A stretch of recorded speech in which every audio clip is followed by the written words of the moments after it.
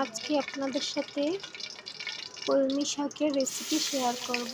এই যে একটা কড়াই বসিয়ে নিলাম, দিয়ে দিলাম তেল। তেলটা গরম হয়ে গেলে দিয়ে দিলাম চিংড়ি মাছ। চিংড়ি মাছগুলো সুন্দর করে লবণ আর হলুদ দিয়ে ভেজে নেব। এই তো লবণ আর হলুদ দিয়ে দিলাম। এখন চিংড়ি মাছগুলো সুন্দর করে ভেজে নিচ্ছি। ভেজে নেওয়া হয়ে গেলে দিয়ে দেব চেরা কাঁচা লঙ্কা, পেঁয়াজ কুচি, সামান্য রসুন কুচি দিয়ে সুন্দর করে নেড়েচেড়ে পেঁয়াজ, কাঁচামরিচ, রসুন, চিংড়ি মাছ একসাথে ভেজে নেব। ভেজে নেওয়া হয়ে গেলে দিয়ে দেব কলমি শাকগুলো। কলমি শাকগুলো দিয়ে এখন আমি একটু নেড়েচেড়ে মিশিয়ে নেব, যেন নিচ থেকে পেঁয়াজ, কাঁচামরিচ, চিংড়ি মাছগুলো পুড়ে না যায়।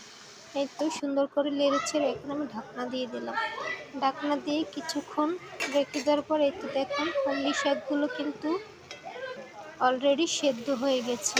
এখন আমি সুন্দর করে নেড়েচেড়ে কিছুক্ষণ আবার ভেজে নেব। এই তো আমার সুন্দর কলমি শাক হয়ে গেছে। কেমন হয়েছে সবাই অবশ্যই জানাবেন। অবশ্যই আমার চ্যানেলটাকে সাবস্ক্রাইব করবেন, লাইক কমেন্ট করে পাশে থাকবেন। সবাই ভালোবাসা দিবেন।